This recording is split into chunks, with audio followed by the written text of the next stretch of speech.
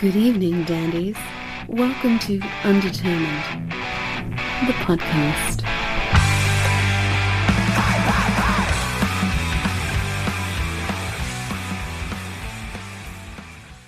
I've got a lot of stories about malfeasance and illegal shit that I did that I'm really kind of holding back on because I have to really check the statute of limitations on and make sure. Because some of them were downright nothing, victimizing, nothing evil, but definitely some things that have to do with some outdated drug laws that we have in this country, and things that people just wouldn't quite understand. And I think the world's getting better about that. Or the country's getting better about that. And the thoughts and ideas are changing. They are. The times. Which, well, it gives me a lot of hope. Not necessarily for that specific area, but just in general. Like, I think despite all of the regression that we're seeing we're seeing overall, like more of a God, like looking at Alabama. Awakening, right? I mean, they even call it, woke folks now. It's got its own name.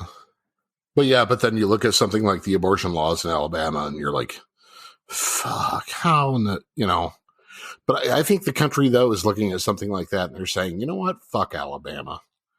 And it's sad. It's horrible. I feel horrible for those people in Alabama. And I'm not trying to diminish it. But it's almost, because, I mean, to me, I could rant forever about it. Don't get me wrong. I could rant forever about how ridiculous those laws are, how furious I am at them for women. But in a lot of ways, people are like, you know what? Some of those areas are just going to be left behind. And I mean, looking at things like, okay, marijuana legalization, for instance, one of the things that outrages me is like, okay, the corporation Netflix has designed marijuana strains that they're selling to dispensaries. That's like, this one goes best with watching BoJack Horseman. This one goes best. Is this for real? Absolutely for real. And they're like, this is the best one to watch, smoke when you're watching Breaking Bad. And it's almost a comical novelty idea of marijuana. And I'm thinking, well, that's clever and that's cool. But here in my state, people are going to fucking prison, right. And even though we just legalized medical not too far back, it's like here Netflix and everybody in Missouri has a subscription to Netflix, and their Netflix is making money off of this. So it's like pairing a meal with your wine, right? Or wine with your meal. Yep. That's right. The kind of principle, like pairing your weed with your show for that's so weird. It is. And there, it's like, go down to your dispensary, get the BoJack Horseman strain. And it's like, that's cute and that's novel.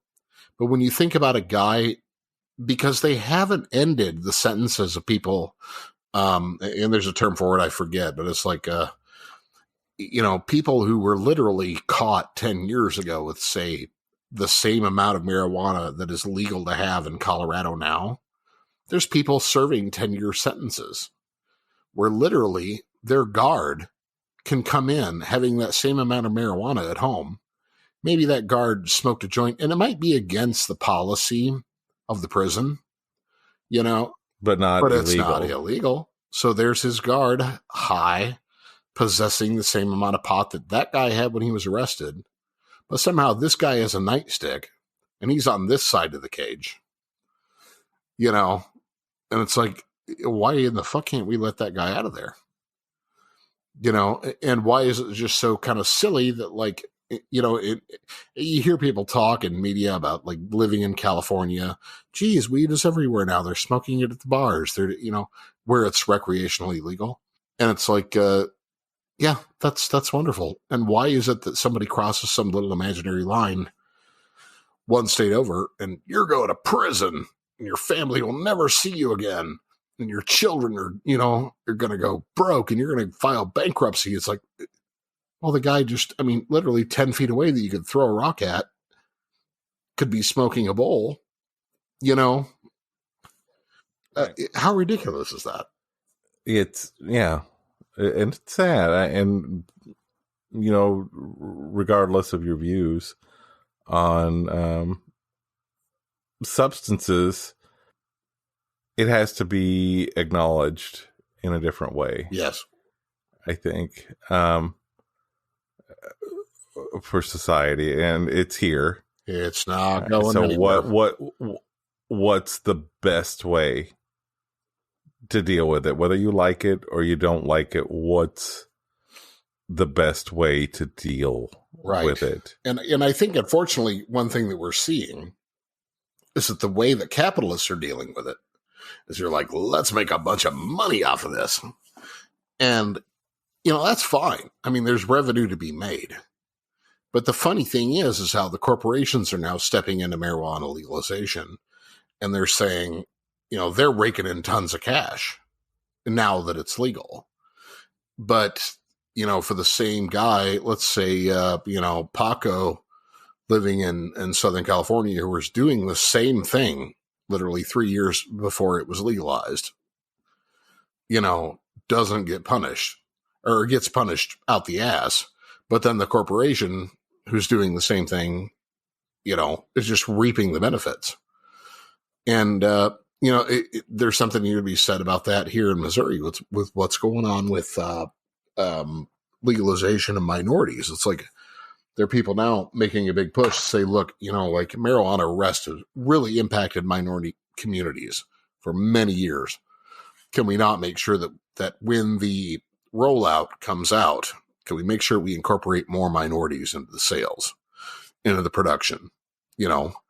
Because unfortunately, what's happening is like you got and this is probably, I don't want to throw Coca-Cola under the bus or whatever, but just thinking about a corporation like that, they're the ones who are jumping in and reaping the benefits of all this. It's like, dude, there's been an underground culture of people trying to make money off of this for years, and they're still going to get pushed to the wayside. While corporations, right? There are a lot of entities too that like are raking it in on both sides of it. You know, hey, we're going to make these opioids and you're going to get hooked. You're going to want to keep coming back for it. And eventually your life's going to spiral out of control. And guess what? We've got a drug that's going to help you deal with that too. Right. Yeah, exactly. Aren't we so nice? Let's help you get off these opioids that we gave you. By giving you marijuana. It's a new drug. No, it's not a new drug. It's not even a drug. It's a plant. But I mean, still, it's like, yeah, let's give you some marijuana. This is new. This is going to help you get off that thing that we hooked you on. You know? Yep. And I mean, pushers have been doing that for years too. You know, and somebody's like, man, I want to cut down. I've been, you know, shooting heroin or whatever for 6 months.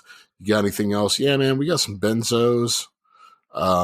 You know, we've got some other shit that can help you. You know, here's some, you know, Neurontin, and here's some other drugs. And this will help you cool out, man. And this will help you kick.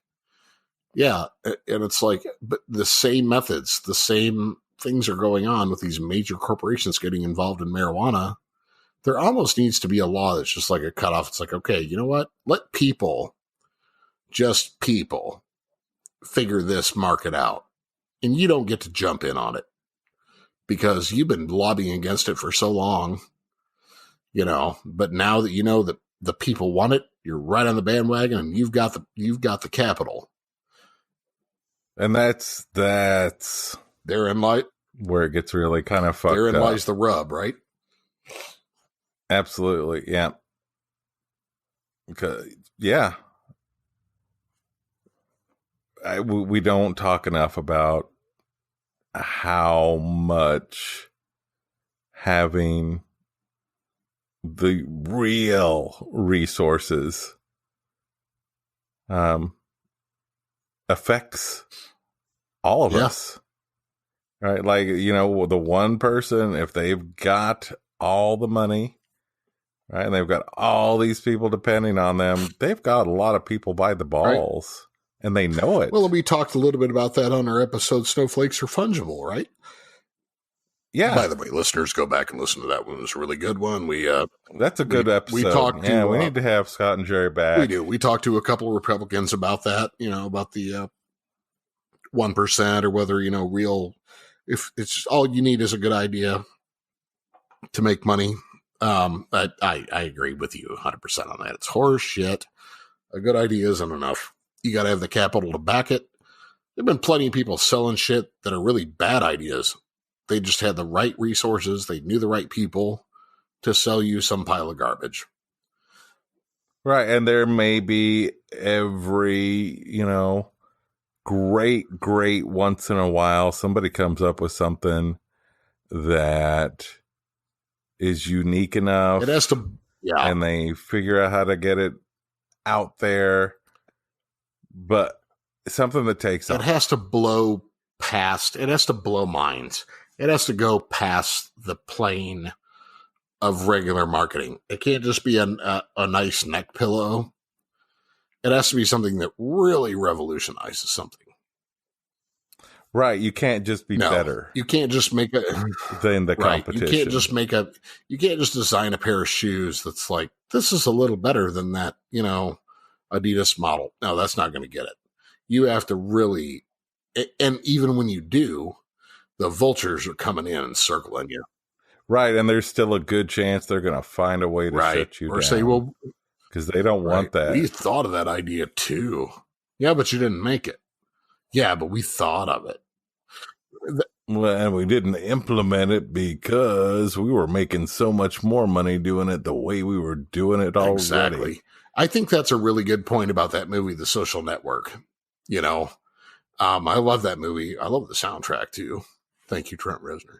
But it's that movie when Zuckerberg grows up before, and I think honestly, who played him in that movie? That was Eisenberg, Jesse. I think he's much better Mark Zuckerberg than Mark Zuckerberg is. but when he, that line that I know it's an infamous line, but I mean, when he says, if my colleagues wanted to make Facebook, they would have made Facebook, and that was like, when he said that, I was like, boom, exactly. That's the point, and I often hear that about like people looking at art and they see an artwork or whatever. And they're like, I could have done that. My favorite reply to that online instantly is, yeah, but you didn't.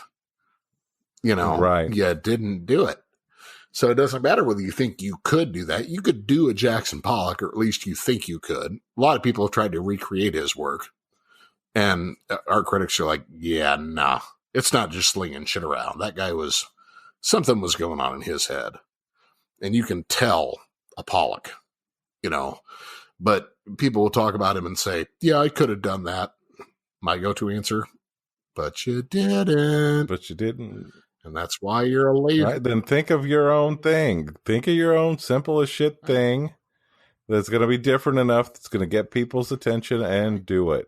Because guess what? If I could figure out what that is, I would have done it already, and so would have you. Right. And you didn't do it also because you're lazy. I mean, or not necessarily lazy, but it's just that you didn't have the drive to do it. And people underestimate that about artists, It's like they are trying to put something out there. And yes, you can pick up, even if you're a good guitar player, you can pick up and make covers. And that's why there's so many goddamn cover bands out there, because they don't have original ideas. It's like, I can play that song. Sure you can. Now write your own. Well, I don't know. Well, that's kind of, what I was thinking about actually last night when you and I were having a conversation about a musician that you were introducing me to, and he's definitely very, very, very technically skilled. But what you were telling me that he was just saying, like, Stevie Ray Vaughan isn't a challenge for him. And I'm like, yeah, but could you create that? That was kind of what I was thinking in the back of my mind. Sure, you can cover it. Yeah. Right, but could you create it? Well, and I think there is a little Stevie Ray, and I'll break the fourth wall in this a little bit. The band we're talking about is Polyphia, and I don't know if any of you listen to it, but if you get a chance, check out Polyphia, GOAT, or Polyphia's song, Look But Don't Touch. Now, I heard some Stevie sort of influence in there every once in a while, but this guy also was creating a lot of shit that's way outside that. I mean, I think he, there were at times, now like Buckethead for his time was an amazing guitar player, but I think there were times that he made Buckethead look amateur. And I hate to say that because I'm a huge Buckethead fan, but it's like, there were definitely things that they were doing that was original too. But yeah, could he have created Stevie Ray Vaughan? Maybe, but it's not his style, Right. So we're just seeing a surgence of new musicians. And this is one thing I hate about people talking about millennials. And one thing about it, there's a certain Polyphia video for Look Don't Touch where they're joking on eating Tide Pods.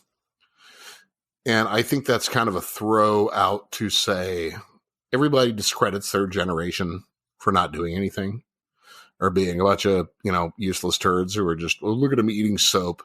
It's like, yeah, they're also like bioengineering medicine. They're, they can, it's like the song Handlebars by, who am I thinking of? That's a great song. I'm thinking of Flowbots. Flowbots, yeah. That song is exactly about that. It's talking about how people don't give kids enough credit for what they're capable of doing. But, it's like they're still inventing while you guys are complaining about it. I remember when I had a rotary phone and I remember when we played out in the dirt. It's like, yeah, those guys are splitting atoms. Tell me how you do that shit. I don't know. Well, right. And as long ago as it was, it doesn't feel that long ago to me. That's, what were they saying about Gen X? Yep. Right. And now people kind of forget about Gen X, which is interesting to me. So do you think we're probably Gen Xers, aren't we? Oh, I'm Gen X. I definitely identify that way. And yeah, I'm too close to you not to be, I think. Yeah, we're Gen, and plus, you got to say, I mean, of all the generation names, most badass generation name. They lose. Everybody else loses. I think that's funny. It's you can't beat it. You can't beat it. We're Gen X motherfuckers. Yeah, and it's like, there's people who, I hear like 30. Oh, these stupid millennials. It's like, guess what? You're 31. You're a millennial. Sorry. They don't like hearing that because they don't connect to like a 25-year-old. But sorry, you. Yeah, I feel bad for Generation Y. Why? Why am I? Oh. Why am I in this generation? No, that's the funniest generation name. I'll give them that. Yep. But as the one you don't want to fuck with, oh man, I would. Baby boomers, I'll kick their asses. Gen X, I'm going to think of something. Yeah. I don't know. You picture yourself in like an 80s post-apocalyptic movie with your cut off, it's right? Like the Road Warrior, your mohawk, your cut off gloves. And you're like, I'm Generation X. Your David Bowie lightning bolt tattoo on your face. And you're like, I'm Gen X. Big steel globe. Generation X. Right. Yeah. That's awesome, man. Paul Gilbert thrashing in the background. But really what it actually means is like, so what is Minecraft about? I don't get what. So you're digging a hole so you can put rocks back in a hole? Oh my God. I do not. That's what Generation Xers are really doing most of their time, is trying to understand their kids' video games while we're saying, yeah, we get video games. This one is stupid. Right. God damn it. My kid wants to work all day long on the computer, on chopping the Xbox. Trees. He wants to put together shit and do all kinds of man, clean your room. I got lots of real work for you to do. Chopping trees. Doop, doop, doop, doop, doop. I'm like, what are you doing? What the fuck are you doing? How do the leaves just stay there up in the tree and they don't fall? They go away after a while. It's like, this is stupid. Play some Tekken. Play some fucking, Castlevania. I mean, there were monsters. We killed them, and that's a thing too. It's like, it's so funny that these kids think they know video games. And I'm not talking about like the 20 somethings, but like my daughter's like 10 and she'll get on there and I'll get on like a first person shooter, I'm like, okay, let's play some video games. You think, because dad hates Minecraft, so she'll think I don't know shit about video games. And I'll get on there and I'm not going to give her a chance at all. I just fucking destroy her in a first person shooter, like jumping, bouncing off the walls, hanging off ledges, with a machine gun. Dad, stop, give me a chance. It's like, well, you spend all your time digging holes and chopping down trees. Guess what's up? Daddy's got an M16. Let's do some useful shit. Daddy's got an M16. There's some aliens coming. What are you going to do? Dad, stop. You're too fast. Like, well, quit chopping trees and, play a real video game. Play some Doom. Play some Quake. We'll show you what's up. Yeah, but they think we be ready for the zombie apocalypse. They think we don't know shit about that. That's what's funny. My dad is a video game. It's like I want to say, you little shit. We designed the Xbox. We created this. Right. Who do you think made it? Now, to be fair, there are things that I'm feeling myself, in my 40s, losing some connection to, like, music. It kills me, man, because I used to know everybody that was going on. If it was happening, I knew about it. Just pretty much. Yeah, there's too much. All of them. It's too much coming at different angles. Now, one thing I won't say is that new music it's all shit. I won't say that. There's plenty of new bands that are coming out that are great, but there's no, and in some ways this is a good thing that there's no MTV that like just filters through 5 or 6 good bands and says, these are who you're going to listen to. So I love and appreciate the fact that YouTube gives people a platform, but to me, sort of the MTV now is like pushing the Beyoncés. It's pushing it's pushing all this mainstream shit that I won't listen to. I found some good music, but you got to look really hard. You really do. Yeah, it's just not, you have to, well, and that was kind of always the case to a degree. You always had to work to find the good stuff, and at least with a computer. Yeah, you don't have to work that hard. You don't have to send a stamp and an envelope to Wax Trax and be like, send me a sticker of a band that, and we did that shit.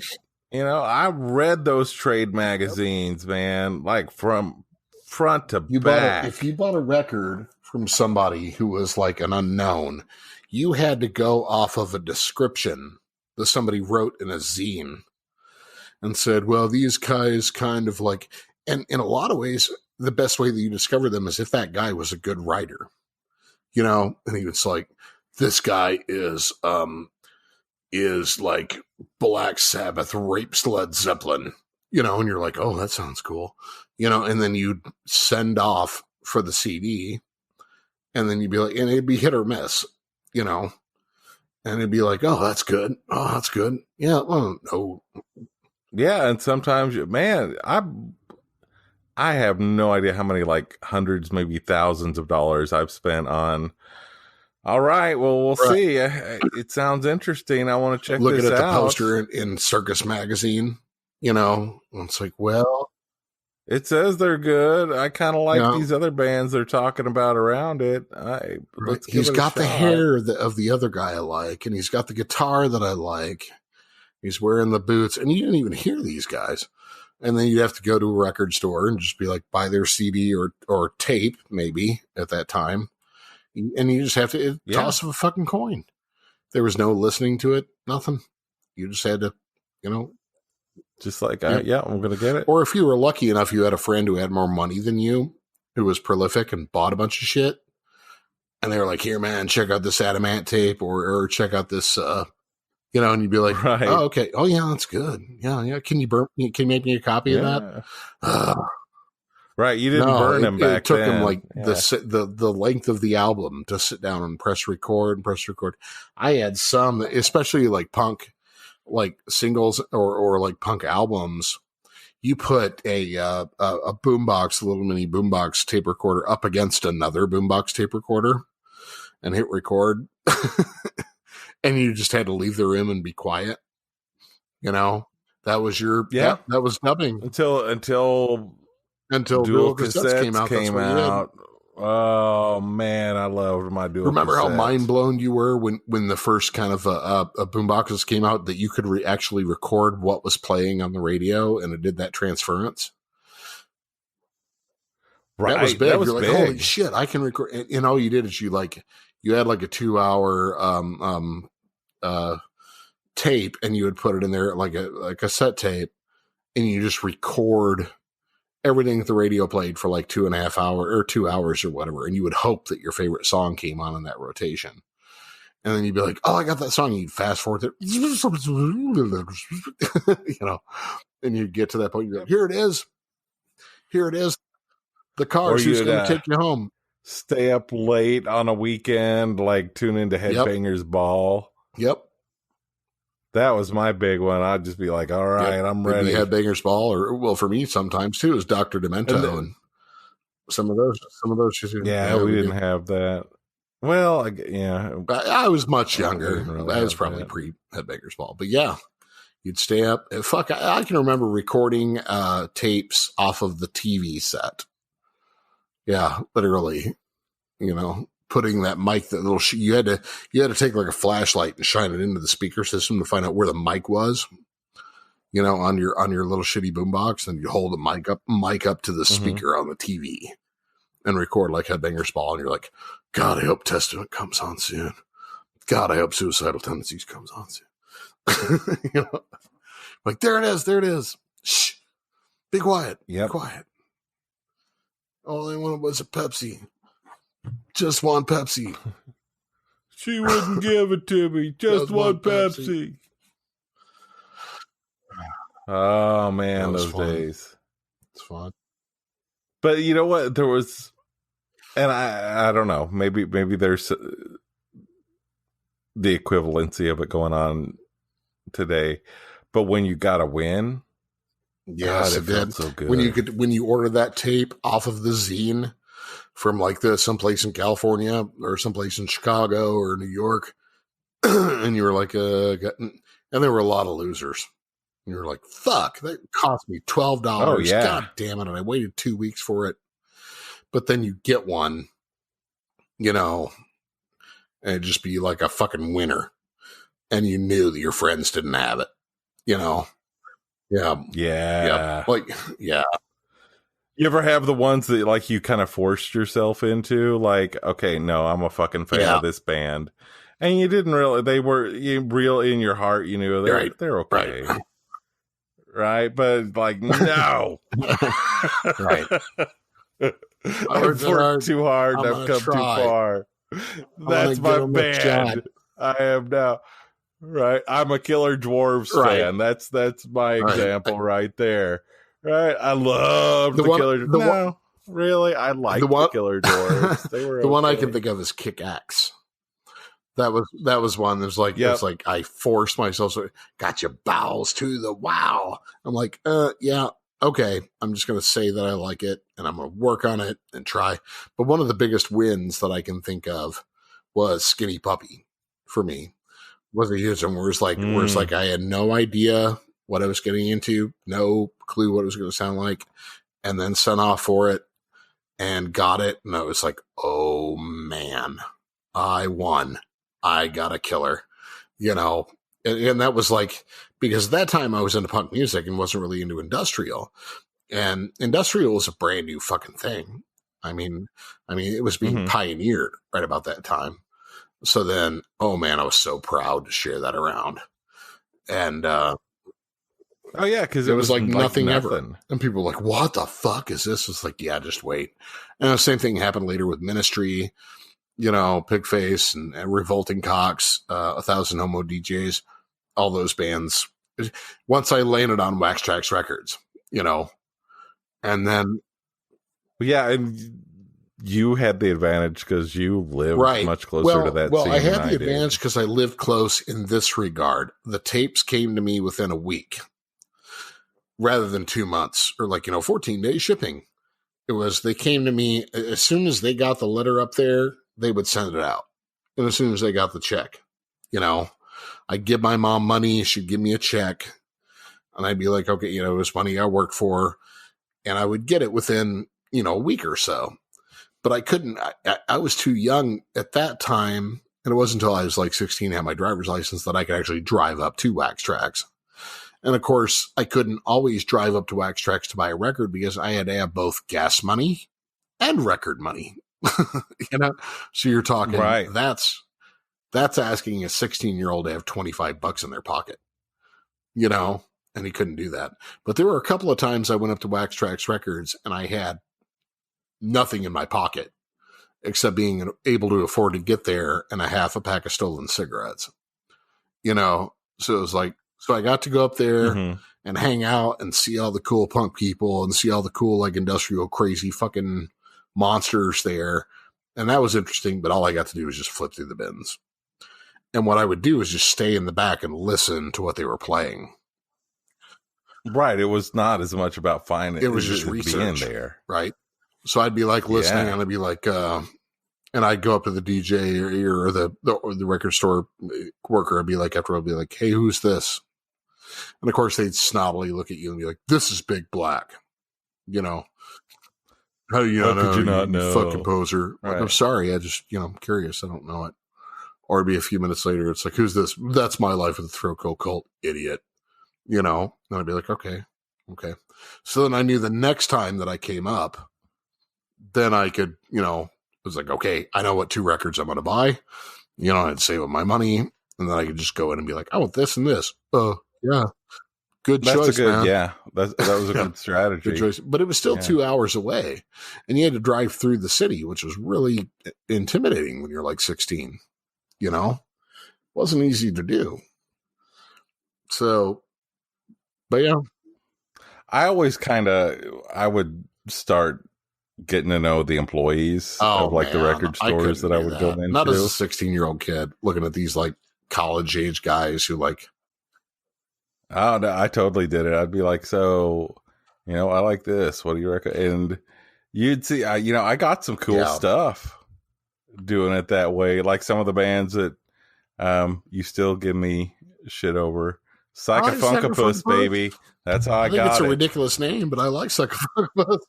It is a ridiculous name. By the way, any members of Psychofunkapus that might be listening, we would love to have you on. I think they would do it.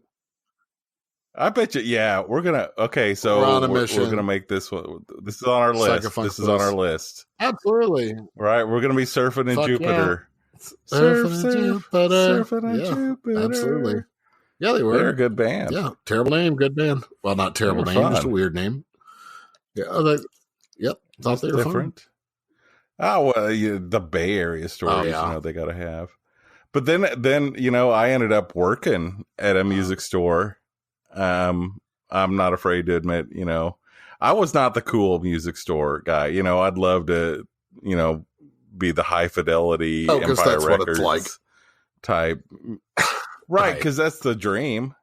Right, and that's what I wanted desperately. But guess what? Camelot Music gave me a job. Yeah, Camelot. And I'm still getting to be around music. And I can, and I used it, man. I used it to I really listen to people. I'm like, you like that? And I would use it as an opportunity to be like, okay, here's this artist you've never heard of. Check them out. I think people at Camelot were usually nice to me, though. But I was looking for some more guidance when I was there and didn't get a lot of it. But of course, they. Yeah, you didn't ask for me. And there was just, there's so much that people are looking for at that point in time. It reminds me of that scene in High Fidelity. It's like, do you have, I just called to say I love you. And Jack Black just goes You're off intimidated by that. Yeah, you're intimidated by that thing. You never know what they're going to say. Right. I was lucky enough, as far as thinking about record stores in general, like a lot of the record stores that I grew up with, except for Wax Trax. Wax Trax intimidated me. And like I say, I only went there a few times as a result. But just because, man, it was so far beyond. I mean, I thought I was like at the epicenter of some. What an awesome place to be able to go into as a teenager. And though. Yeah, as a teenager, especially. I know a lot of like record snobs or a lot of bands even who were on the label were like, yeah, it's just a record store. But, it was a cool place to find something you couldn't find. But other than that, it's just a fucking record store. It's like, yeah, but when you're 16 years old, that place feels like, and you grow up with like a fundamentalist Christian father, that place felt like a portal. Right. To the most awesome parts, and you don't have the internet. That place felt like a portal to the most awesome parts of hell, and like I mean, you thought you were there with the devil and God guitarists and people fucking with drum machines. What's a drum machine? I mean, it was beyond anything we could imagine. So it was super intimidating. Every time I went in there, it was like tail tucked between my legs. And, hey man, what's up? Yeah, come on in. And it was just, it was so wild. All those labels and shit, or not labels, but all those bands and shit that was just like, never heard of it. And crazy album art. And like, man, this seems cooler than anything else. It's got to be cooler than the Sex Pistols. I don't know. But I think that's probably a big reason why you and I are pretty good friends, is because we both really understand that drive. That like, no, this isn't just a want. Like, I've got to know more about this scene. I have to understand this scene. I have to know what's going on in it. And like, there's a part of me that's just always going to be a little bit sad that I've never been talented to enough jump into that scene, right? And I wound up being a DJ because I can't do shit else, right? But I can hit play, right? And I have a good enough ear to know, okay, this is a good song. And I jumped into a band, and I did have some singing talent and things like that, but the guys in my band were very talented. I hate saying my band. I really do. It wasn't my band, but they were just musicians. But they're very talented guys, but none of them really wanted to do what I wanted to do. Like our guitar player was really into kind of the, Bret Michaels-ish aspect of guitar playing and singing. And our drummer was into a little bit more hardcore, like Ozzy-esque stuff, but still very much classic rock. Mm-hmm. Our bass player, for when we had a bass player, was into country.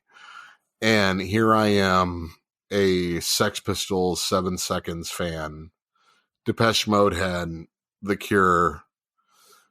So in some ways we made some crazy music as a result, and it was good because we did all love each other and we had a great time playing together. But it just wasn't, I couldn't find, in my little town, I couldn't find enough misfits like me who played music. So they liked my voice and they graciously let me in the band because I was, at the time, I was probably the better singer that they could find, even though I probably wasn't what they really wanted, And I knew Ozzy songs and I knew Motley Crue songs, and I knew Guns N' Roses, right? And I sounded a little bit like Axl Rose back then, so they were like, "Yeah, we can cover this shit."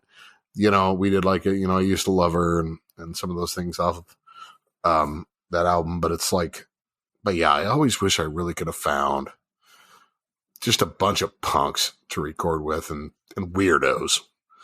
But those guys were cool. They were great players, awesome musicians, but they weren't weird.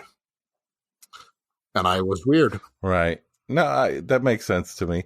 But that's also, a lot. How many artists are there out there, or groups especially, where everybody's like that? That kind of came together that way. And because of those differences created something that was unique. Absolutely. And that's what's the cool part. That's how the Seattle sound happened, and that's, man. And that's one thing I hated. It's like I was watching the movie, hang on just a second.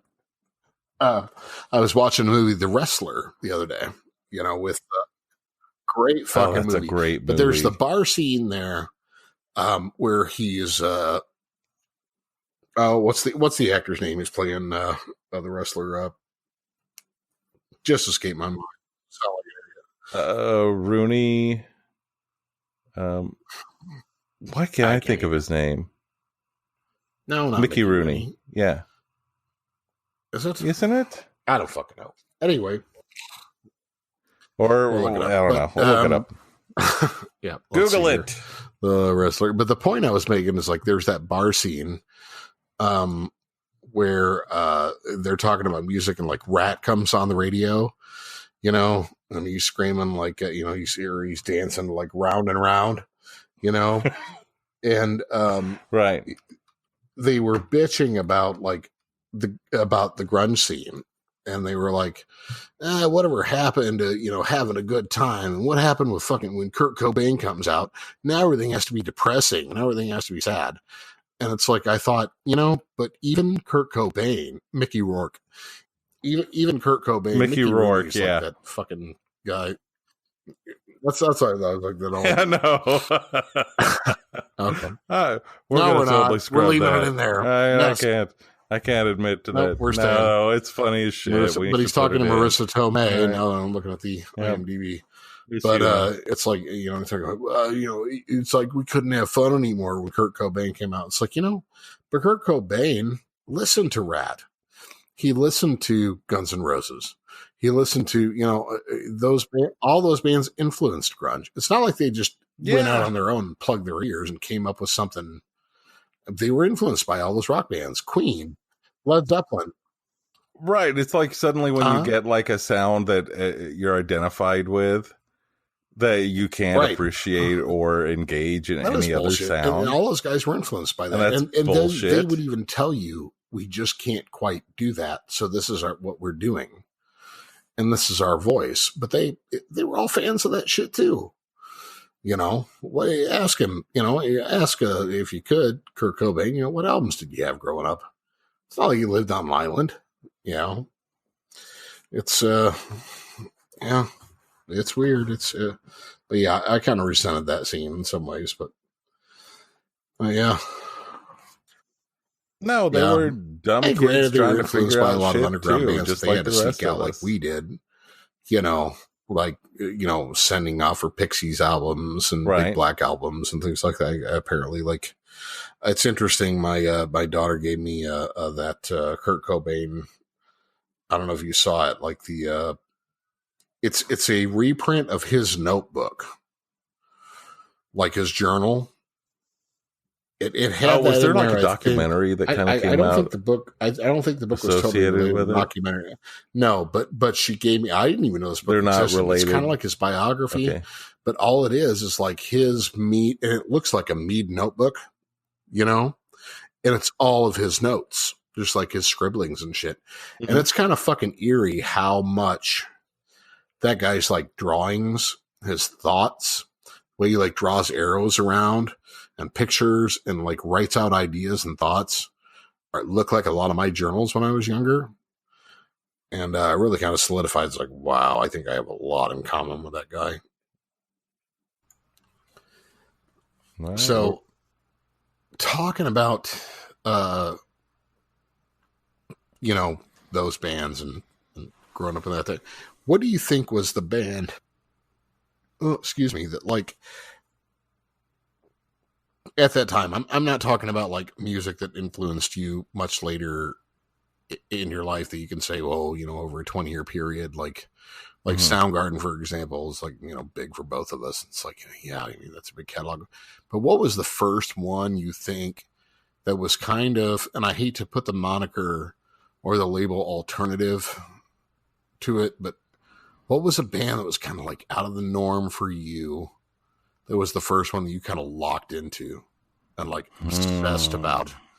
Well, I got one in mind, but I'm just saying like one that you were just like, wow, this is, for me, it was Jane's Addiction, probably.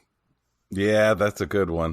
That's a good one. I got really obsessed with everything Perry Farrell for a while and bought That was the one where it's like, it wasn't just a good get at the record store. It was once I got it, once I got like, at first I think it was Nothing Shocking.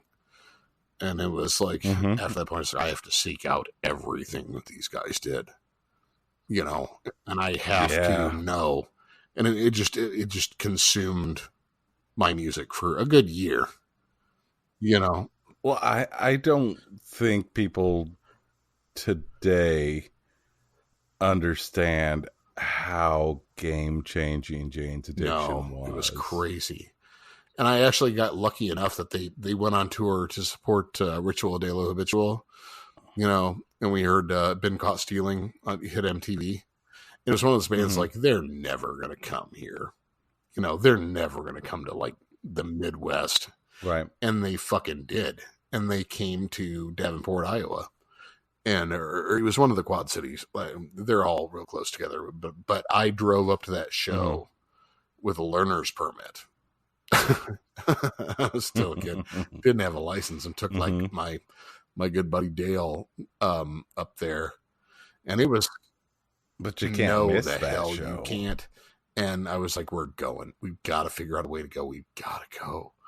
And it's like my brother was going to AC/DC shows and stuff. So my siblings were allowed to go to concerts. And it was about the time that I was allowed to go to a concert. And I lied and said I wasn't driving. I said an older friend was. But I took me and an even younger friend, like by a year, with a learner's permit up there.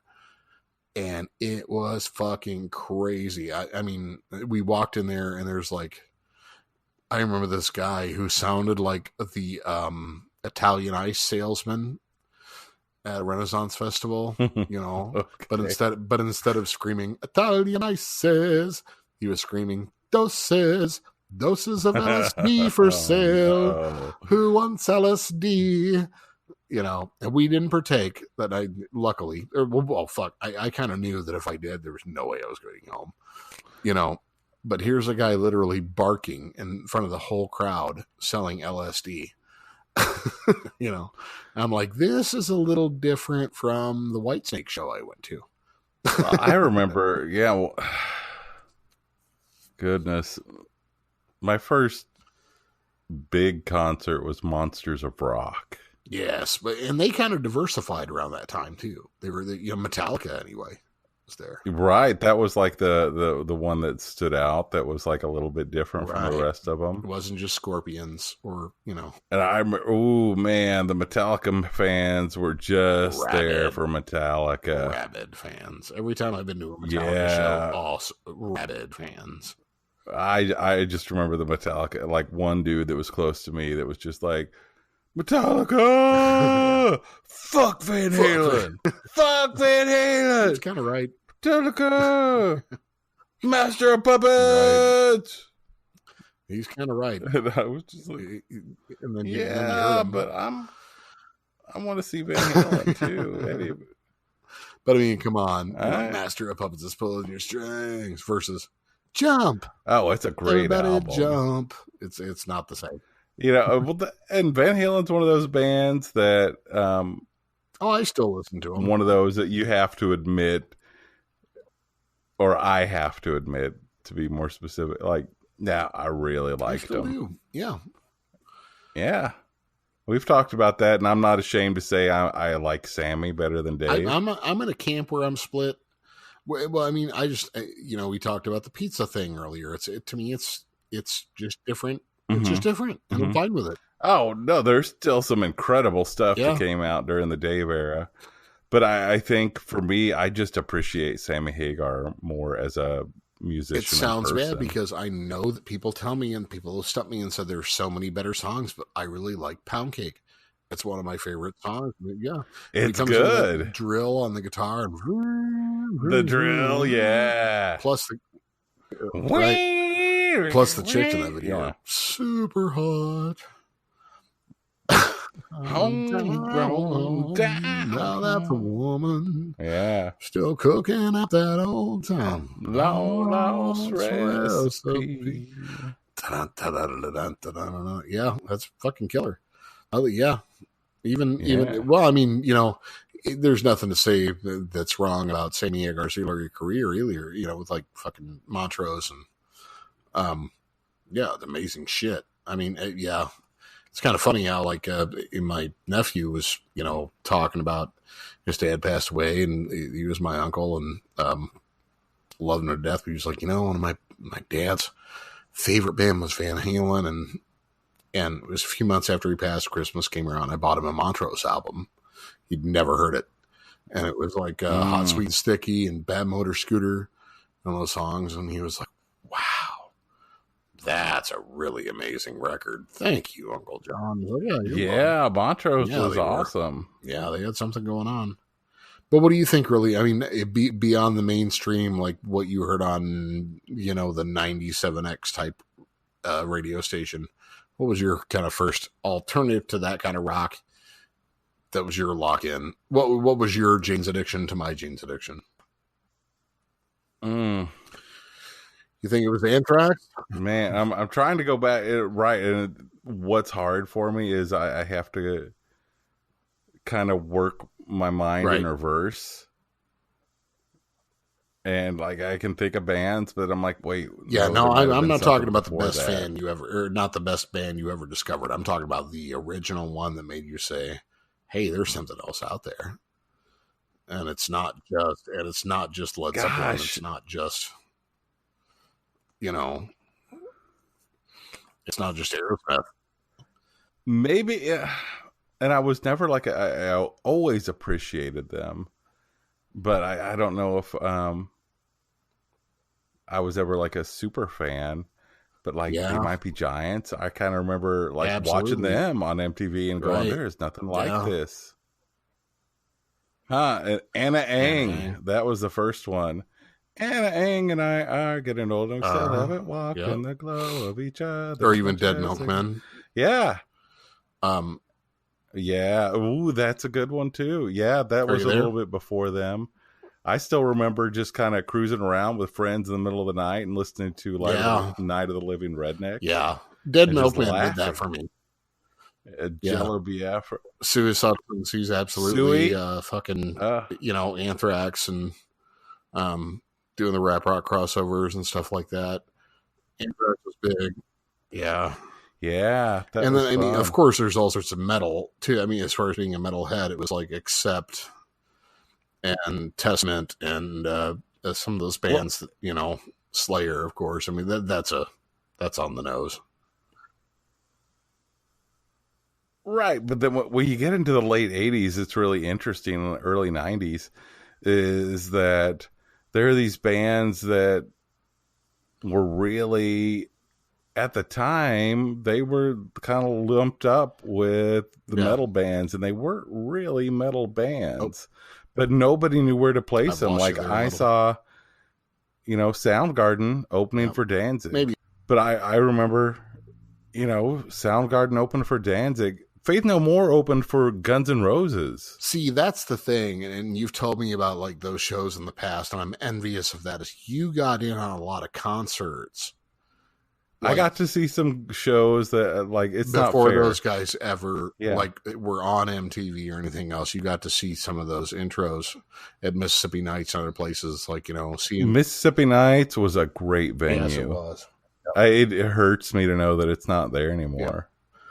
Yep, absolutely. Head PE, I saw them there, and nobody knew them. They were fucking amazing. I met Kid Rock there. Back before he was anybody. And it was before he was doing his like, drink whiskey and drive a truck, like his country crossover shit or whatever. He was doing like real, like, I don't know, hip hop based metal. Right? No, he's a talented guy. That guy, and that's one of those that guy can hop around that fucking stage. He can play every instrument on that stage, and did. He was like, he had his feet up on the turntables, like squatted, and was like mixing and shit, and then would jump off and grab a guitar and then grab a bass and do a solo on all of them, and then people were just like, what the fuck? I mean, he was an amazing musician, and it was a Monster Magnet show. Monster Magnet was headlining, and I love fucking Monster Magnet.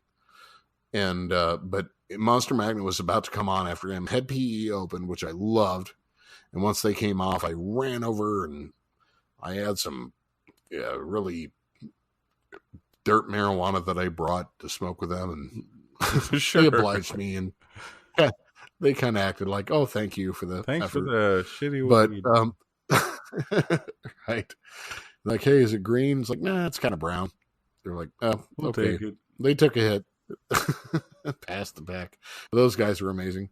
But then, fucking after Kid Rock came off, I was like, he went backstage and left. I was like, he's going out to his bus. I know where his bus is. So even though I really wanted to hear Monster Magnet, I ran outside to meet him. And I don't know how tall he is, but he's kind of a tiny man, short dude.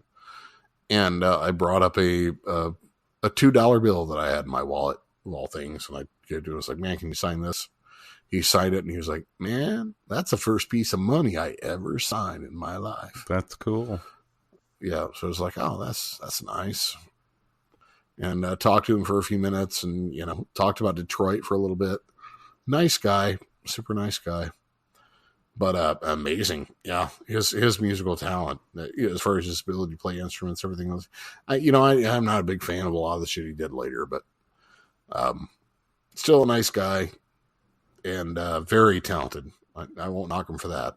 No, that's kind of that's a thing that I as I get older, it's easier for me to go there. Appreciate. Right. To just be able to say, like, artists that don't fit into the mold of what I would normally enjoy. Right. But I can still look at them and go, yeah, they're really good. Like, right. Justin Timberlake, talented motherfucker. Oh yeah, there's a lot. I'm never going to buy one of his albums, but god damn, that dude is talented. I'm probably never going to buy one of his albums, but I will admit I bought some of his MP3s. Right. At $1 a piece. The old me is dead and gone, and him doing shit like T.I. He's fucking great. I mean, he's a talented dude. Speaking of, and he's funny too, and that pisses me off. I'm like, god damn it, you were a super talented singer. Right. You can dance. You're really good looking. You're funny. Fuck taking you. Trip to Armadale. Yep. He's good. Yeah. He's. You know what, though? Justin Timberlake, you can come on the podcast anytime you want. We'll give you some shit, but we would love to have you. Well, absolutely, though. One big part of that is I'm sure when you're that famous and you have that much money, it's pretty easy that things become a little absurd and you can have fun and laugh, and that helps, right. I'm sure. But yeah, it's, people are just talented in general. It's like we were talking, to Chris Lowry the other night, and he was talking about being friends with, who am I thinking of? From the Spin Doctors, Chris Barron. Is that it? Yeah, and talking about being maybe on the podcast, and yeah, I mean, talking about him being on the podcast, and I started looking up his some of his work that he's been doing. And he's awesome. Yeah, I mean, Chris is right. He's a very talented guy. Yeah, talented guy. But and I do wonder about that. It'll be interesting to talk to him and see. I don't know. I mean, the guy's a multi-platinum selling musician.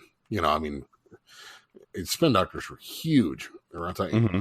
And I'm not saying. Oh yeah, I like the song. Big. It was the song said "Little Miss Can't Be Wrong" and Catchy. Two Princes, things like that.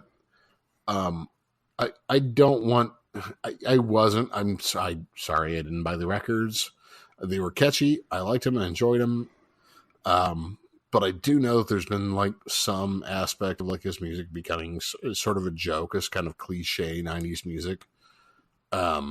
But the one thing I can think of, did you see the Sarah Silverman show episode where what's his name? The comedian who's on there. Mm-mm. Oh God, I can't think of him. He's a big metalhead,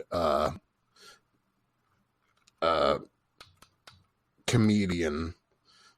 Oh geez. Right. Oh, is he Right. the kind of big goofy dude Yeah, it's gonna bug me to death. with the beard? I know who you're talking about. Everyone will know who you're talking about. I'm gonna find it. Just a second. Hold on. We'll cut this out.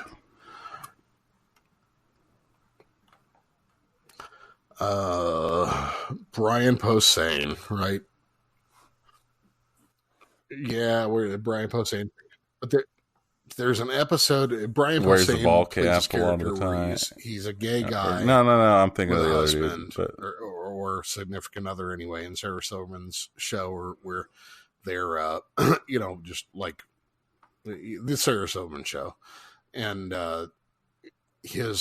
he always like puts his headphones on or puts his iPod on. He's like, yeah, I'm going to work, and he's always wearing like a Slayer shirt or something, and his buddy's convinced that he's just like a total metalhead.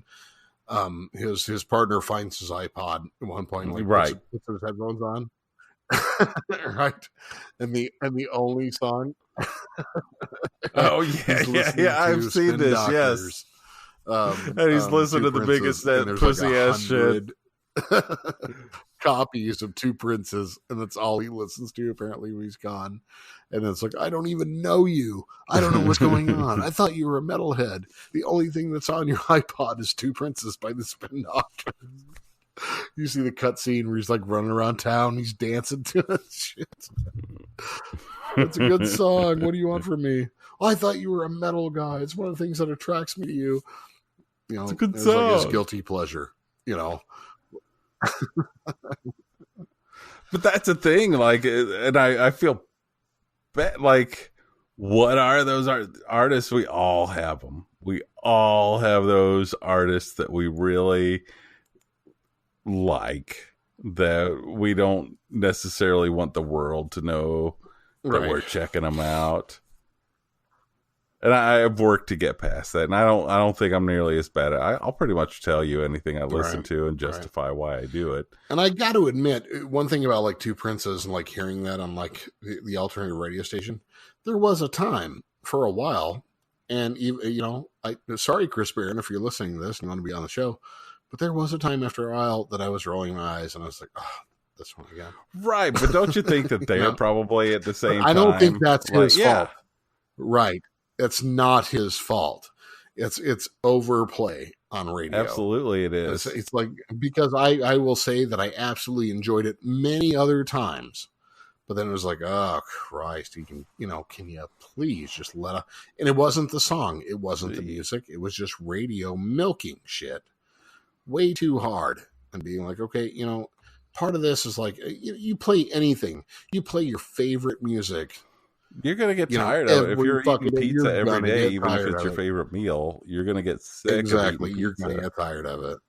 But I will say also, I've listened to some of his stuff since we talked to Chris last night, and his new stuff, I don't even know if it's new stuff, but like stuff that he's doing now, and Chris talked about doing it acoustically. It's nice. It's like really a singer-songwriter, just more down to earth, groovy rock and roll. You should give it a listen. It's really good shit. Yeah, I'll check it out. So we're still looking forward to say, we hate for you to be, Chris, if you're listening, we hate for you to be a butt of a joke at all. We don't want that to be. No, we don't want to make you a joke. We're not trying to say that at all. And I'm not saying, but I mean, no, not at all. It's, if anything, some of that was just victimization by media, and honestly, stations. I would be really I've never been happy interested to hear that story, Even because I could imagine imagine. Fans of, it's like, fuck, maybe back off playing that song a little bit, because we need some space. And I remember hearing of that about one of my bands that I really like, from that, one of those that people give me shit about occasionally, and I get it, but Extreme. Oh, right? Yeah. Fucking More Than Jimmy Words. Jimmy Fallon. That Jack was Black, a huge hit. Yeah, it's a great song. It was a really good song. And guess what? Those guys can play. I've seen them a few times. And Nuno Betancourt. I mean, fuck. I mean, yeah. guitar virtuoso. He's incredible. Yeah. He's incredible. Gary Cherone, you can see why he was the third singer of Van Halen. Right. Dude has pipes and charisma. He can write a song. But all it takes for people now on the radio is just saying I love. People are like, oh, goddamn. Yeah, I can remember turning the channel a few times. It's like, it was a good song. But there were a few times it's like, oh, not this again. And I kind of remember hearing a little bit about, like, they were even fed up with that shit. Right. Like, damn. This is not a song that is representative of us as a band. Yes, it's a song that we did, and it's a good song, but come to our show, listen to us. We can do way more than the power ballad. But yeah, I mean, even, I read an interview once with Perry Farrell from Jane's Addiction, just saying, like, he's like, one thing that he's like, they were talking about, you got a new tour coming up, and he's like, I don't know, man. I'm getting really fucking tired of coming out and singing the Mountain Song. Wow. And to me, it's like one of the best Jane's Addiction songs. Sure, that's like that fucking bass hook. That and Jane says, that bass. I mean, you hear that fucking hook, but he's like, wow. It's like, but he can't. He's like, I just can't do it anymore. I mean, you got to understand when you're doing like, no, it makes sense. 40, 50 dates across the country, whatever, and you're doing it every fucking night. He's like, and it's not about that I don't like the song. It's just that burned out, man. I can't keep the energy up for the fans, for, people who are in Des Moines versus the people who are in, Saskatchewan or whatever. I can't make it the same for them every night, especially, with that visceral scream that it starts out with and shit. And he's just like, I'm faking it just to get through it. And he's like, I just can't see myself doing the Mountain Song every night of my life. Have to move on. Have to do new things. And I get that. Makes sense. Yeah. And it's sad. I mean, yeah. Yep. People may but be I really sure as fuck want to hear it, Yeah, exactly. And I'm glad I did the couple of times I saw them. And they fucking killed it. But I don't blame them for it. But I mean, that wouldn't be interesting to talk to Christmas Big Doctors just to see his perspective on that. Yeah, that's what I want. That's like the big just question. That whole, man, what's it like to, be on top and then all of a sudden, because it's not fair. No, it's not. And not just that, but I mean, do you even get tired of hearing your own song going on? Sure. Like, yeah, I would imagine I would be with everybody else. Like, yeah, I'm tired of it too. Right. Funny thing is, though, a few minutes ago, I did listen to like all that shit out on my speaker before we get started tonight. It's like, and I was jamming to it. It was like, just go ahead now. Like, well, it's because fun, I had enough space away from it that I hadn't right. I hadn't heard for a long time. Right. You ever watch the show? This I always get tickled by this, but How I Met Your Mother. Yeah. And there's like an episode where one of the characters, the tape player is stuck on the Proclaimers 500 miles. Right, it's like it just they won't release the tape, so you just have to listen to that song. The other character's like, "Oh my god, I can't do it," and he's just like, "Yeah, it comes back around." And then like the next scene, and I would walk, and they're just jamming out. Yep. But it plays constantly. Yep. Yeah, absolutely. So one thing I think of is like "Smack Your Bitch Up" by The Prodigy. It's like that song is like one of my favorite fucking like kind of dark rave songs ever. Listen to it about 4 times in a row, you're done. Listen to it once every couple of months, it gets your juices flowing. So yeah, it can definitely, any rock and roll can be overused. Any music can be overused. Well, and even if you like, I could imagine being an artist and like, that's not even my favorite song that I wrote. I like this song over here that nobody's saying shit about. That's the one I'm proud of, but everybody wants to hear this other one. Like, I could imagine being an artist and being tired of your own song and being even thinking, This song, yeah, I've got a better song over here. I love this song that I wrote. The song that everybody's asking for. Yeah, I've always been so. Yeah, I mean, I've heard that a lot from a lot of musicians who are just like, we never thought that was going to be a single, That we were just like, oh, yeah, I guess it's okay, but we think this one's better. And then, the record company's just like, no, we think this is your single here. And they're like, oh, okay. And then they run with that one. All right. I want to get paid. Sure. So sounds good to me. That's what you think. All right. I thought enough of it to put it on tape. You think they'll pay us for this one, huh? All right. Cool. Yeah, well. Got to pay the rent. Yep, I get that. It is kind of amazing and it's kind of sad in some ways when you think about, because especially for me, my life has been shaped a lot by music. I don't have like fucking 12 guitars nailed over my walls just because I want to live in a TGI Fridays. I I do it because music. It does look cool. Thank you. I'm surprised my wife puts up with it. Really, it looks like a Hard Rock Cafe, but it's something that music to me is just, it's been such a. I mean, I agree that, there's been a lot of, as some people say, there's been a lot of cases where music has really saved my life. It really has. Just listening to the right song when I was just about done. And it was just like listening to the right song, listening to the right set of music.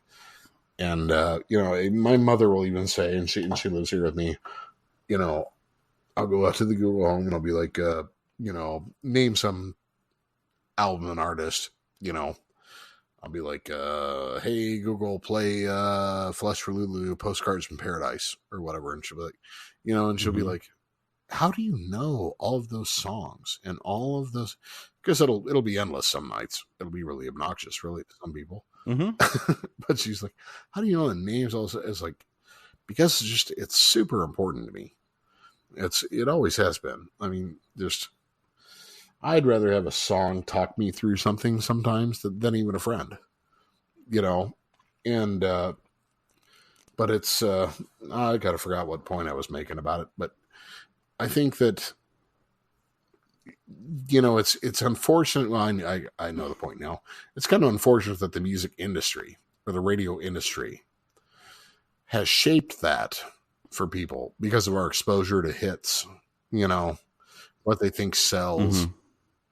And it's like part of it. It's like, I wonder how much of my love of music or this song or that is fake because it was manufactured by a record executive, and maybe there's a song out there that would speak to me beyond any of those that speak to me, but it just hasn't been released because some A&R guy. How much is out there that we'll because never some know A&R about. guy said, yeah, that's not a hit, or yeah, I'm not going to sign you, And I guess that's a good thing about YouTube and things that people can do now, but they still need the exposure and help. But it's like, what song is out there that's really going to speak to me that just didn't make it onto Capitol Records, or Caroline or Interscope or whatever,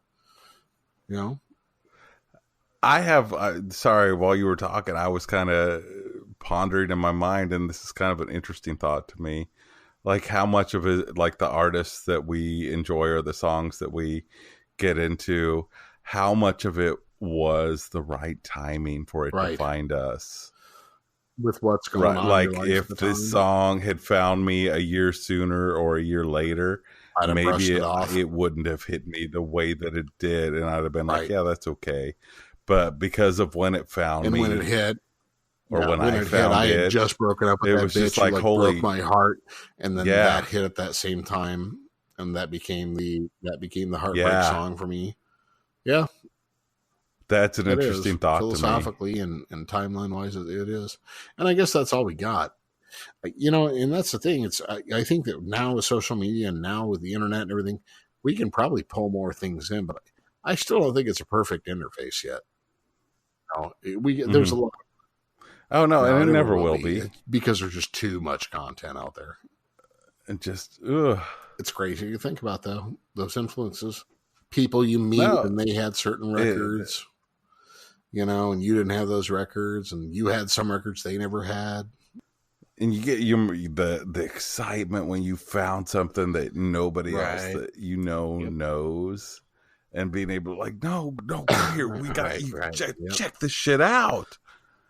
And you could have and if they don't like it, you're just like, what the fuck is wrong with you? This is brilliant. I have one story about that. I can remember like when the Doors movie came out.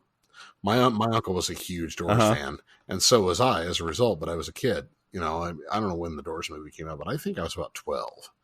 But he had been pumping me on the Doors for like 2 years, and I was like, "Oh man, whatever, Uncle Kevin. This is just like old shit," you know. But then he really got me into it. And you know, like listen to L.A. Woman and some of those albums, and it's like I eventually got turned on. I was like, yeah, you know, and opening your door, you know. I mean, some of those tracks were really deep cuts, and I started introducing it with my friends. You know, it's like, man, you got to listen to the Doors. You got to listen. And at the time, these guys were listening to like Motley Crue, Poison, I Want Action, you know, that fun poppy hair metal. Here I Go Again by Whitesnake. The Doors is a hard sell at that point to 13-year-old boys listening to glam rockers, you know, and hair bands. Right. I tried to put it on. And I can remember one of my friends taking, and it was my only CD, put in a CD player of The End by the Doors. He's like, this is my favorite song because this is the end of this fucking album. He took it out and threw it on his bed. I was like, all right. Fine. Yeah. You get to be a dick for that. Oh, man. That gives me a really great dick line. So I'm like, okay, fine. Put it away in the CD player.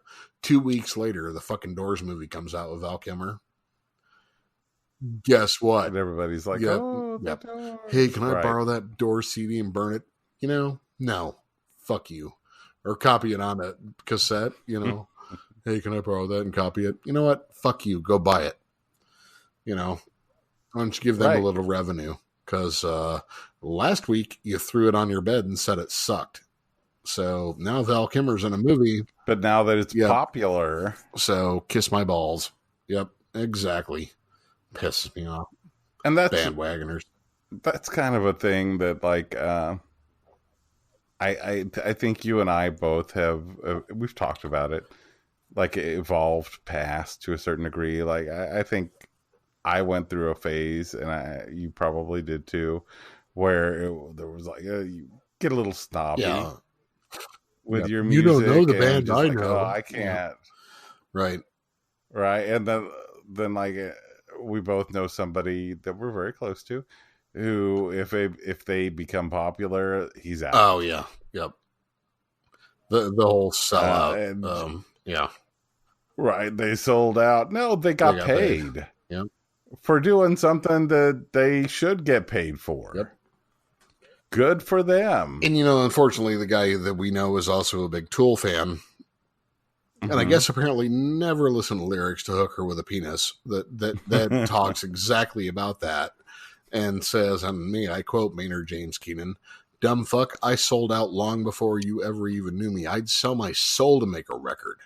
Dipshit, and then you bought one.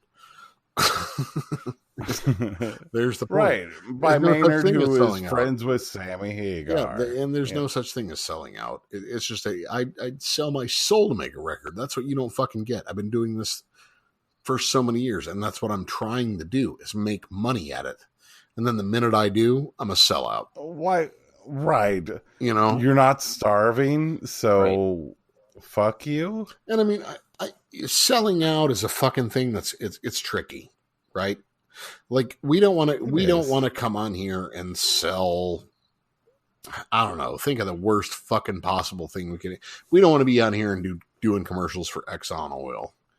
You know, we don't want to be on here and like being like, hey, come to the Republican National Convention.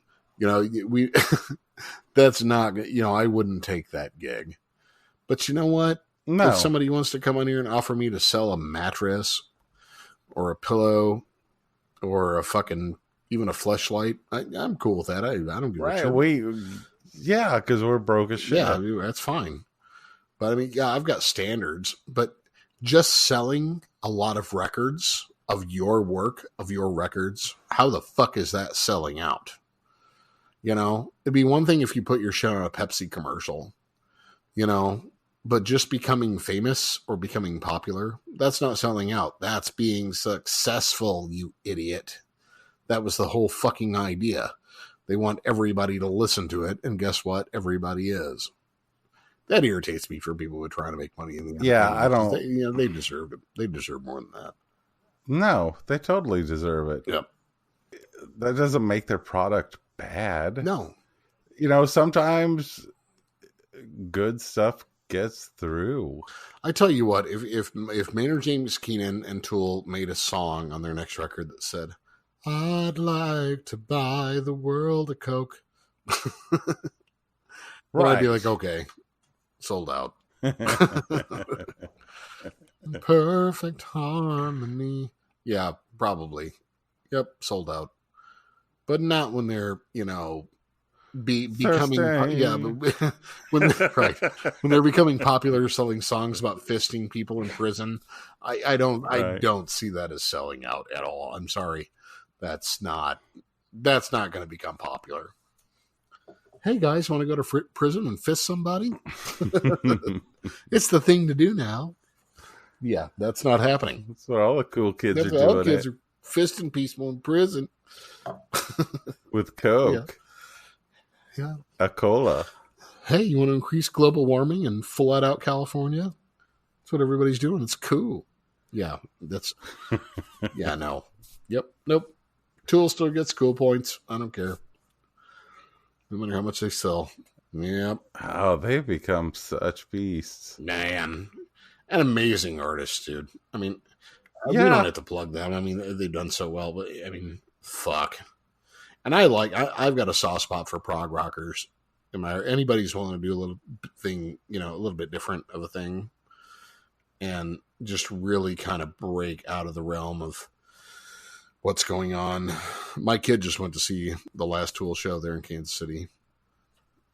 Yeah, I wanted to go to that. I'm excited for him. And I mean, it's just like,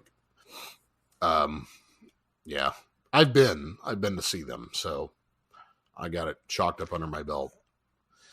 That's one show I haven't got to see yet, and I was supposed to. Out. I know. I was supposed to. I had it all lined up. They do not miss a fucking note. They do not miss it. You know, have you ever seen, like, you know, when somebody does a high note on an album and then they go and they kind of fade it back live because they want to save their voice? Or Maynard does not do that shit at all. He gives it everything. It's studio quality sound. It's just, fuck it. I can't suck their dicks enough. It's fucking amazing. I really can't. I guess if they came in my house, I'd just say, okay, let me get my knee pads. Here we go. I'm not gonna like it, but you deserve it. I can't deny you. They'd probably be like, no thanks. You were just wondering. You sure? Because I kind of feel like I gotta do this. Come on, it's okay. Just, you just close your eyes. Yeah, no thanks. We're just wondering if we could borrow maybe, Can we have a pork steak? Can we get a pork steak? Nope. Well, maybe. Blowjobs first, though. Come on, Danny. You're first. Yeah, could you shave your beard at least? No.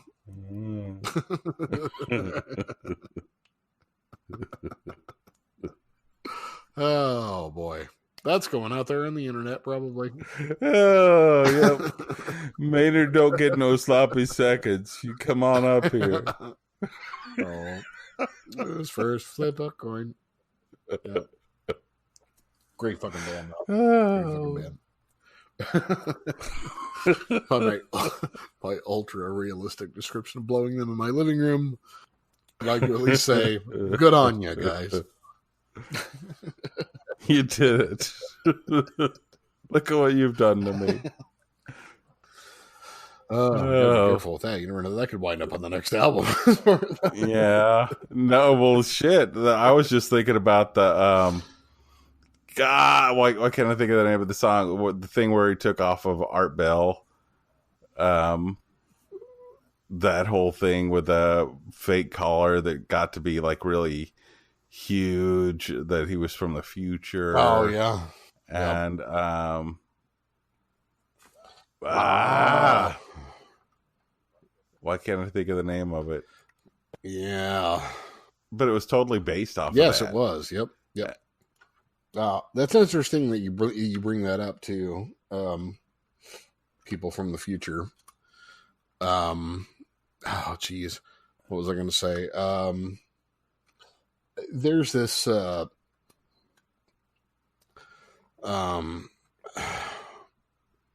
Diolad or oh god, what was it?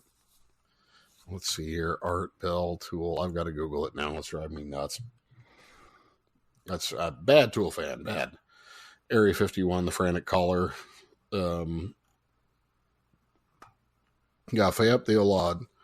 Or Fayette Diolad. I don't know. Never know how to. Voice of God is the innocular language. But that was like viral Yes. before there was viral. Yep. Let's see here. I'll try and play it through the speaker, see if we can hear it. Probably got to get us kicked off, though. Yeah. That was it. The Art Bell. Can you hear that? Yeah, it's probably just coming through anything. But yeah, that was crazy. But I've heard there's a new one. Apparently, these time travelers are coming out. The fucking idiot came out on some TV channel in LA claiming he was a time traveler, and he had this like sparkly red jacket. They blurred out his face, and I think he had some like red clear glasses on. And I was watching the video, and I kind of paused and zoomed in on. He had these weird looking gloves on, so I zoomed in on him for a second. I caught this image, and it said like F400 grip right on him. It was like, okay, I can surely Google that, and I did. And it's like his name was like Caspar from the future, and he was warning us about impending doom and global warming shit and whatever. And I was like, grip right for, those are football receiver gloves that you can buy at Walmart right now for $14.99 in the year 2019. Right? It's like, you fucking asshole. But an interesting thing I found like linking around that was like something I never considered before. And did you look up what I was telling you about the bootstrap paradox? So everybody knows about like the butterfly effect, right? And there's this idea that, like, you know, what did that? I can't remember the story that it came from the butterfly effect, but essentially it was this sci-fi story. Gosh, there's a movie about it now and everything. Let's see if I can find it. It came from. Let's see. Location of Man. No, that's not it. Let's see. The butterfly effect origin. But I don't know. But essentially, you know, these guys were. It's a scientific science fiction short story, where, you know, people go back in the past. Hang on, I've got to find the name of that movie or the name of that book. Ray Bradbury, I think. Sound of Thunder. That's it. A Sound of Thunder by Ray Bradbury. So essentially, Ray Bradbury's story is that there's these people who create like a sort of service, a futuristic service where they're able to go back in time, and they allow big game hunters to go back and hunt dinosaurs, right? Right. Okay. But they find a spot in time where the dinosaur is about to die right before that moment. So the big game hunter can shoot the dinosaur falls, the dinosaur dies, but the dinosaur was going to die within seconds anyway. Right. I don't know, because like a log was going to fall on his head. I don't fucking know. I read it a long time ago. But anyway, they're supposed to like stay on these pre-made paths and stuff that the other like time Right, so it travelers, doesn't like, fuck with stuff doesn't too fuck much. anything up. So one story is like a guy goes back in time, goes to shoot the dinosaur. He steps off the path a little bit, steps on a butterfly, right? But Bradbury's thesis is like that butterfly flapped its wings a couple of times a little farther. That kicked up a piece of dust. This piece of dust went up into the atmosphere and then triggered a slight molecular change in the wind structure. Right. A storm came as a result and created a hurricane on down the line. You know, I mean, through like 15 different fucking steps. Right, I'm familiar with the butterfly effect for what it is. Right. So, but the difference with the bootstrap effect, and one thing that's interesting about that is like, okay, somebody brings you a book at some point in time and drops it off on your front door, right? And it says how to create a time machine. You know, you pick it up, you look at it, you think it's kind of bullshit for a minute, then you start building the time machine. Okay. And you think, well, maybe there's something to this. And then you build it. And then you put up the time machine. And then eventually you're like, wow, it's right. So you grab the book off the shelf, you jump into the time machine, you go back and you realize that you're the person who left the time machine book on your porch. But here's the fucking problem with it. It's a paradox. The problem with the paradox is who wrote the book? Because if you had the book and it was on your shelf, you didn't write the book, so you never knew how to create the time machine in the first place. So the book never existed, right? And it's sort of like going back and killing Hitler, right? So we say we're going to go back and kill Hitler, but the thing is, if you killed Hitler when you were going back in time, how would you know that you ever needed to kill Hitler? Because your existence is based on the fact that there never was a Hitler. Right. So how can you say that you're going to go back and kill a Hitler that never was, because you already did that? And some people can possibly argue, well, I'm talking about now versus then, but still it automatically, anything you do in the past, like automatically undoes itself. Right. So how is it that it ever was? If you drowned a baby Hitler in a pond, how could you ever say that there was a Hitler that you needed to go back and drown in a pond? Right. I had good reason. What? That was a baby. Yeah. Motherfucker. Well, yeah, beyond the fact that that's morally like fucking horrific. But still, yeah, and he could have made different choices. But still, the fact is, like, then you eventually grow up. But you eventually grow up to do what? You grow up in a life where there never is a Hitler. So how do you know in the future to go back and drown baby Hitler? Because he never was. I find it interesting. It fucks with your head. Yeah, this is a little bit different direction to go with it. Uh-huh. But I find it interesting that, like, that's killing Hitler's automatically, like, the first response. If you could go back in time and kill Hitler, would you do it? Yeah, hell yeah, I would do it. I was like, well, I always think, like, what if you just, like, bought some of his art? Right? Help him out. Get some of his paintings and make him think, God, I want to keep doing this. Be a little more productive. Yeah, be a little more kind. Hey, I'm getting somewhere with this. Right? Instead of letting them be pissed at nobody's buying my paintings. Yeah. I hate everyone. Granted, killing take him over the easy world. Way out. It's kind of funny that people think of it that way.